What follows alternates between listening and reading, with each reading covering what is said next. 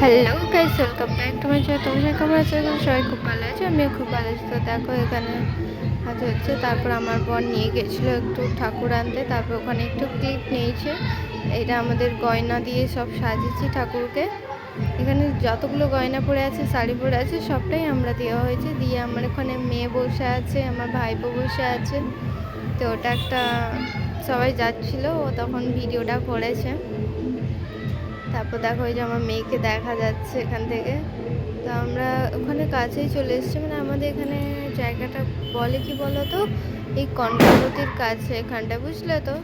আর একটু আওয়াজ হচ্ছে কারণ বাইরে মাইক বাজছে, সেই জন্য একটু আওয়াজ হচ্ছে। আর বম ফাটাচ্ছে না, সেই জন্য কালী পুজো বুঝতেই পারছো, ব্যাপারটা একটু আলাদা। তো দেখো ঠাকুর চলে এসছে এবারে।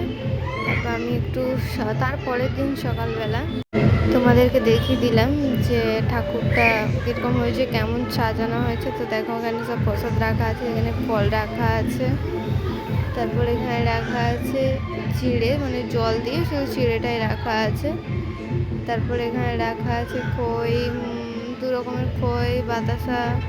তারপর এখানে প্রসাদ দেওয়া আছে, মানে ভোগ করা হয়েছিল আমাদের তারপরের দিন।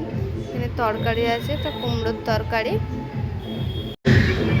তারপরে আমরা এখানে সবাই সন্দেশ, মানে পুজো দিতে এসছে, সেখানে সন্দেশটা রাখা আছে। তো দেখে নাও আমাদের ঠাকুরটাকে কেমন লাগছে আর আমাদের এখানটা সাজানোটা কেমন লাগছে, প্লিজ কমেন্টে জানিয়ে। চলো টাটা।